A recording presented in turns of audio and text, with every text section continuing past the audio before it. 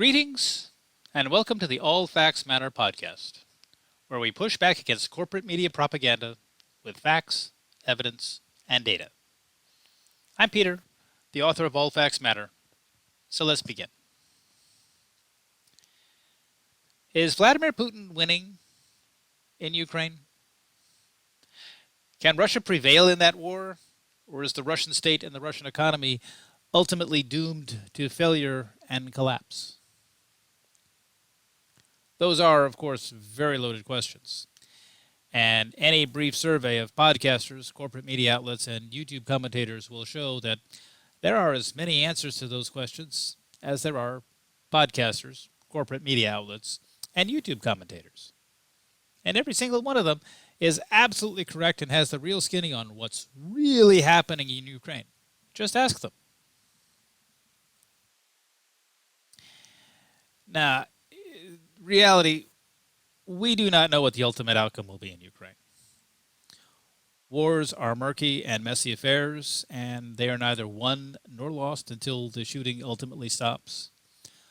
We don't even really know, we can't know really what the ultimate peace deal that Donald Trump will achieve, if he's successful in achieving one, once he takes office in January. There is no way to know these things. However, what we do know is that Russia's economy has taken some significant hits recently, enough to raise a possibility that Putin might have considerable incentive to let Donald Trump broker a peace arrangement with Ukraine, simply to prevent things from getting worse, simply to forestall economic chaos and possibly even economic collapse. Since Trump's ability to secure peace in Ukraine is almost certainly going to be an early opportunity for success or failure in his second term of office, it's worth taking a look at what's happening in the home front on Russia and see what the data can tell us about the state of the Russian economy. Now, the genesis for this podcast came about last month when the Russian ruble went into a very, very steep decline against the Chinese yuan.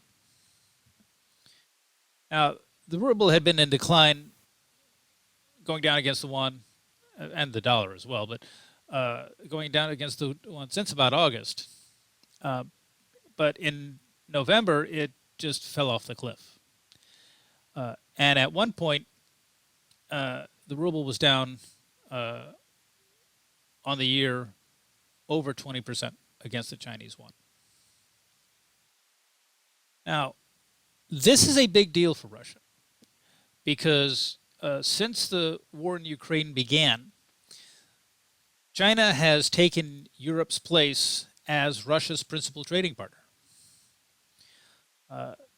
Because of sanctions, obviously, Europe is no longer doing business with Russia, and China has stepped into that void.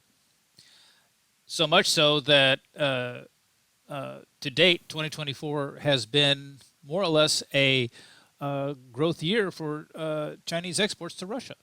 Yeah. In September, China exported around 80 billion yuan worth of goods to Russia. And that was a 9% increase from the 73 billion yuan that it exported in August.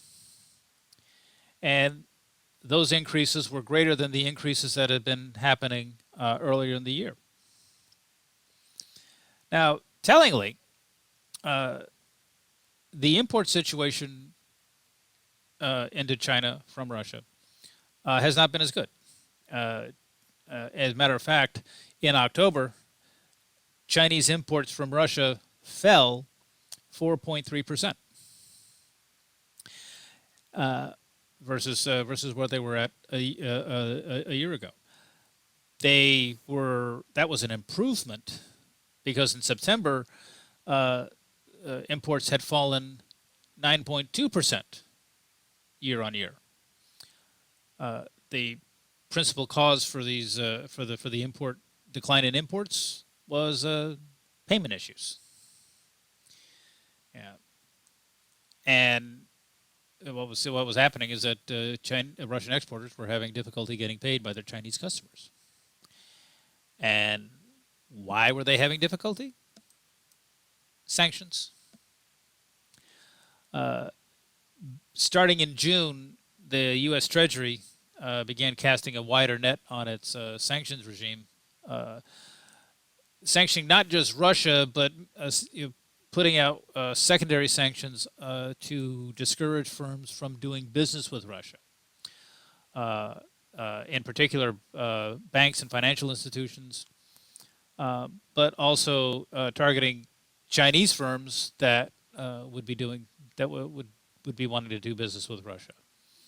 Uh, including, perhaps especially, uh, electronic suppliers, so that Russia was being starved of its supply of electronics and technology. And the reason for the U.S. Treasury applying these sanctions is to restrict Russia's ability to produce items for war material for use on the fighting front in Ukraine. Uh, and this began really biting in August because it created a number of payment hurdles for Russia's China partners. And this of course, this was when the August, of course, was when the ruble began to decline against the yuan. And what was happening is that it was the difficulty in doing business. The reason this was happening is because Chinese banks have decided, in large measure, that they want to be able to participate with the rest of the West, with the Western world, and the global financial system, and so they're not wanting to run afoul of some of these sanctions. So, as as the sanction regimes inhibit businesses and banks from doing business with Russia, the Chinese banks are basically saying, yeah, Russia, we can't take your rubles anymore. We can't take your business anymore. Now, politically, China's willing to work with Russia to kind of circumvent those, but the organized banks themselves are, at least on the surface, complying with the sanction regime, and that's what created that is what has led to this particular bit of problem for the Russian ruble. Now, things really got serious in November when the U.S. targeted Gazprom Bank. Gazprom Bank is a banking subsidiary of Gazprom, which is the Kremlin-owned natural gas company. And this is the company that provides all of the natural gas, most of the natural gas that is exported from Russia. And Gazprom Bank is the banking entity that countries use to pay Gazprom and pay Russia basically for the gas that they import from Russia. And even right now, a number of European countries are still buying natural gas from Russia, and up until now they've been paying through Gazprom Bank. Well, this avenue for making those payments has been cut off. And again, the purpose of this, and this is why we see the impact it has had on the ruble, is to deny Russia access to the foreign currency that it needs to buy imports, to buy imported goods, and to engage in commerce even with China.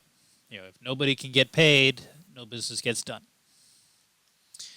Yeah, and as the charts show, these sanctions on the banking entities have had a pretty immediate effect. Pushing the ruble down against the yuan very steeply at one point. Now, it did finally manage to touch bottom and establish a floor, and finally, at the end of the week last month, it essentially stabilized to where 1 ruble is now worth 0.067 Chinese yuan. And year on year, this is about a 16% decline. That's a pretty big devaluation. Uh, that's much larger than the percentage-wise than any of the devaluations that China has done on the yuan in recent years. But this is this has been the impact of applying the fresh sanctions that the U.S. Treasury has come up with. Now, one thing that is encouraging for the ruble in all of this has been that at the same time that the ruble stabilized against the yuan, it also was stabilizing. It managed to stabilize against the dollar. Fundamentally, the ruble's movements against the yuan were mirrored by its movements against the dollar, at least on a percentage basis. So that what we've seen here, this is not surprising because what affects a currency's value against the yuan very often has a similar impact when evaluating that currency against the dollar. So, with a lot of international currencies, you will see if you compare their performance against the yuan versus against the dollar, you'll see that the two relationships very often move in similar trajectories. But it is encouraging that although the ruble did finally slip below 100 rubles to the dollar, it is now stabilized and has been stabilized for the last couple of days at as of this podcast, 1 ruble is 0.009293 dollars. And what's also encouraging about this is that that stabilization occurred at a time when the yuan itself was experiencing some volatility and actually had declined on the last week. And so what this allows us to infer is that the stabilization of the ruble is actually a reflection of the ruble finding of its firm footing, finding a floor, and establishing a baseline to show some strength against both the dollar and the yuan. And so, this is perhaps the one bright spot in all of this for Russia. Now, Russia's challenge in all of this are those economic costs, is the damage that's being done to Russia's economy. Can that be justified by the military gains that have been military successes that Russia has had in eastern Ukraine? For the last several months, Russia has been steadily pushing the Ukrainian forces back, gaining territory, gaining ground in Ukraine. And most recently, this has been especially true around the city of Kurakova, where you can see as you look at the amount of territory that the Russians held around Kurakova on the 1st of November, and then you look at how on the 28th toward the end of November. Russia has managed to push into Kurakova quite a bit, has pushed up on some of the surrounding territory, and has started to fill in this little pocket here.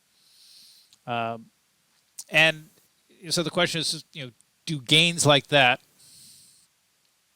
offset? Do they justify? Can they be justified given the economic body blows, the economic damage that is taking place, within Russia? And let us be clear about that Russia is taking it on the chin economically. The effects of these sanctions are real, and we can see that. We look here at the Moscow Stock Exchange. Right now, the Moscow Stock Exchange has entered into deep bear territory. A bear market in stock market terms is when the market has declined 10% or more. And from August until now, on both of the major indices on the Moscow Stock Exchange, the IMOX and the RTSI, Both of them are down over 20%. This is deep bear territory. This is a deep correction, and as we can see, this began in the summer. This began this began at the time that the United States began applying newer sanctions, and so this is a hit to the economy that Russia has experienced. It had been rebuilding and recovering after the initial rounds of sanctions from when the war first started, but that was pretty much undone with this latest round of sanctions, applying them and basically disrupting business for Russian firms. And one of the things that's causes one of the consequences of this is the stock market begins to suffer. Now, while officially the Russia's inflation rate is more or less under control, although it's that may not seem that way at first because their headline inflation right now is at 8.5%. And of course, back in 2022, when inflation was running rampant in this country, when it was up around 8.5%, people were just absolutely beside themselves. That was a very, very big deal. Well, what was a very, very big deal and what was actually near the peak of the hyperinflation cycle for the United States back in 2022 is the norm for Russia right now. Since late last year, they've been having their inflation has been running above 7%, and for a significant chunk of this year, it's been running above 8%. And right now, it's right at about 8.5%. Food price inflation is showing the same basic pattern, but is actually doing a little bit worse. It's the food price inflation is up at 9%. And again, this if we were seeing these inflation rates in this country, people would be absolutely up in arms. So, yeah, technically, this is an inflation rate that is stable because it is, more or less staying within the same range, but it's very, very high. And it may also be very, very not true. Because Rosstat, which is the Russian statistics agency, kind of a hybrid of the Bureau of Labor Statistics, Bureau of Economic Analysis, and the Federal Reserve Economic Data online database system that we have here in the United States. But Rosstat acknowledged that the price of a block of butter from last December through October had risen 25.7%. Now, 25.7% is obviously a lot higher than 9%. So if the year-on-year food price inflation is officially 9%, and a price of a block of butter is rising by 25.7%, somebody's inflation math is wrong. Let's just say that. Now, are we suggesting? Am I suggesting that the economic goalkeepers in Russia maybe were perhaps fudging the data? Well, I have made similar comments about when the numbers look improbable coming out of the BEA and the BLS. So do the math. But what we are looking at is food price inflation, at least price of a block of butter, rising by an average of 25.7%. The Premier brand is rising 34%. Now, if foodstuffs are going up this amount, and while we only this is and while we the reporting that we have addresses butter specifically, if meats, if other proteins, if other dairy products are rising by similar amounts as this, not only that's the kind of inflation that is not only It's not just inflation. This is also food insecurity. When prices rise rapidly for food, it can impair people's ability to buy food. And you know, without if you can't buy the food, you can't eat the food, and that generally is not a good thing. Uh, yeah, and why is Russia seeing this inflation? Well, it's because it's a wartime economy, as typically happens in wartime economies. Uh, Putin has printed a lot of rubles, has expanded the money supply, and basically devalued the ruble specifically to pay for his war machine that's going on in Ukraine. Uh, Now, even before the war, as you can see, Putin was not shy about expanding the money supply, but he began expanding it even faster, at least at the M2 level, uh, when war broke out in Ukraine, when he invaded Ukraine. Yeah, if we index the Russian money supply data to January 2011, we can see how Putin had been growing the money supply prior to the war, and for the most part had been relatively disciplined about it, uh, keeping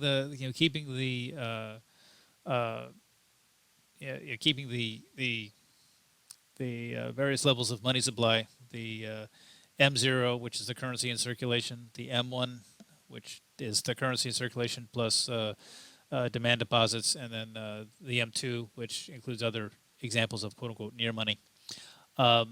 And kept those all relatively close together. So even though Putin was expanding the money supply, it was bringing a certain amount of discipline, a certain amount of structure to that expansion. But that began to break down in the in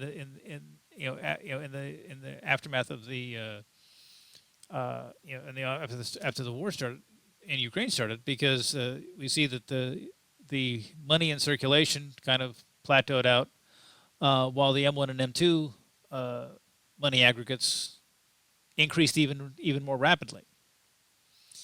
Yeah, and what we can see, and so what this shows is that since the war began, the ruble's growth has become much less disciplined, much more ill-disciplined than it was prior to the war.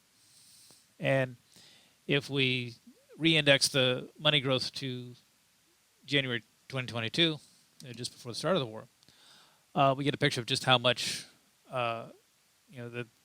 just exactly what we're seeing. Again, for the first couple of years, we're seeing a fair amount of discipline here, keeping all the money aggregates growing at about the same rate. But then in 2023, the M2 began accelerating its growth much faster, and the M1 and the M0 more or less plateaued out. But even at that,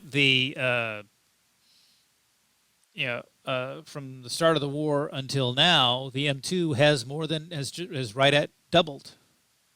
Putin has doubled the money supply just since the war began in Ukraine. That's a pretty significant expansion of the money supply. That's expanding it that much over that period of time. That's a lot of new money for the economy to digest. Yeah, and what makes that doubly ironic is that over the same time period, the Federal Reserve here in the United States has actually managed to reduce the money supply, even with the growth that has occurred this year. The Federal Reserve has managed to bring the money supply down significantly. It's down. The M1 is down more than 10%, and the M2 is down about even with the recent expansion is down about 2 or 3%. I mean, You know, the United States, which has gotten has taken a lot of heat on social media for its profligate expansions of the money supply. Uh, Compared to Russia, they're a model of restraint. That kind of just shows you the disparity of what's actually happening in Russia versus what's happening in the United States. And, for all of the United States' flaws, they're showing a little more discipline than Russia is right now. And this is going to be uh, Putin's challenge. That you know, how does he prevent hyperinflation while continuing to print money to fund his war machine? Especially when the U.S. Treasury is trying to throw all the roadblocks it can in Putin's way. Yeah, and thus we come back to is Putin winning? Well, that kind of depends. Depends on how you look at depends on how you're looking at things. I mean, let's be clear. The ruble has, at least at this point, stabilized. It is not in free fall right now. Russia is not facing a complete currency collapse at the moment, and its economy is going to be able to soldier on as things are for at least the next little bit. Now, at the same time, there's no getting around the fact that the ruble has declined in value against the Chinese yuan by over 16% on the year. That is a major devaluation. And this was not a devaluation that was planned or executed by Putin. This was a devaluation that was forced on him on Russia by the market. And that's just not a good sign. I mean, that's just that is never going to be. There's never going to be a positive spin to have on that kind of a drop in currency valuation. Um, and we can see the impact of that currency devaluation. When you consider the fact that your currency has lost 16%. Currency lost 16% against the yuan. And the price of butter is now up 25%. In some cases, up 34%. So, right away we have a situation where the where the inflation that we see indications of in the Russian economy kind of sort of tracks with the currency depreciation. I mean, when you start seeing your currency depreciate to that extent, the levels of inflation you would expect to see are levels that would make the price of butter go up 25%, like that. So I mean that's a then that is something that, again, this was reported by Rostat, so that is something that is definitely happening. The Moscow Stock Exchange drop in value, over 20%. Again, that's the kind of magnitude that you would expect when you're in an environment where you suffer a steep decline in your currency. So these are real signs of real problems, and they are really happening to the Russian economy. Now, Russia is hanging on. Their economy is not doing well with this, but they're hanging on. They're not about to collapse. That's not the situation that exists. Things are not on the brink of collapse, and Putin's back is not against the wall. Now, if the currency goes back into free fall, that could change. Currency issues have already begun to impede exports from Russia to China. Imports to China from Russia, and so without those payments being able to be processed, imports are not going to Chinese Chinese firms are not going to be able to import goods from Russia, and that's a hit on Russia's economy. Yeah. Um, so if that gets any worse, then Russia's not going to be able to uh, you, you know export goods even to China. And if they can't export goods, then their economy's ultimately going to go into a tailspin at some point. Now, we're a long way from that. But if the free fall, if the decline in the ruble resumes and continues, and especially if it goes into free fall again, at some point you do get into that territory. Um, yeah. And the other aspect of these because these sanctions are depriving Putin of access to hard currency, they're also inhibiting his ability to gather the resources necessary to deliver a knockout blow in Ukraine. Yeah, Putin apparently does not is not able to muster enough resources to deliver a decisive blow to uh, you know, take Ukraine out of the war and bring the war to a conclusion of some kind.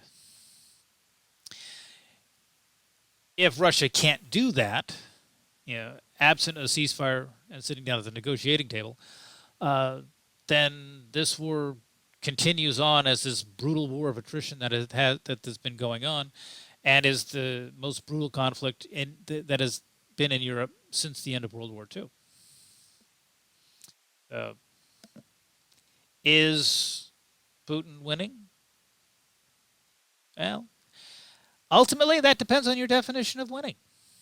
Uh, Personally, as I look at things, unless Donald Trump is successful at getting the two sides to the negotiating table and crafting a lasting peace, I wouldn't call any outcome that is likely to emerge from this war for either country. I wouldn't apply the label winning to any of those outcomes. Yeah, neither Russia nor Ukraine are likely to emerge from this war in good shape by any measure. Both countries have had horrific casualties. Both, the economies of both countries have been seriously damaged.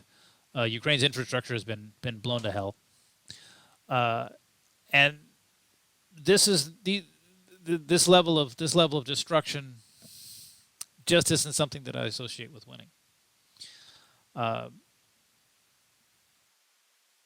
the way I see it, merely being the last one standing in a fight is not enough to qualify as a victory. Uh, so, is Putin winning? You decide. And that's what I have for this presentation. I hope you found it helpful and informative. I hope you found it useful. If you did enjoy it, please like it. Please share it out to your friends. Help spread the word. That's how I get the word out with these things. Please also consider making a donation, a one-time donation, or becoming a paid subscriber to All Facts Matter. Reader support, viewer support is how this is what keeps this work going. So I greatly appreciate everybody's support. All of the all of my readers, all of my subscribers, including the free ones. It is your support that keeps this effort going, and I greatly appreciate I greatly appreciate everybody for supporting the work that I do here. Um, but that's what I have for today, and thank you for listening, and have a nice day.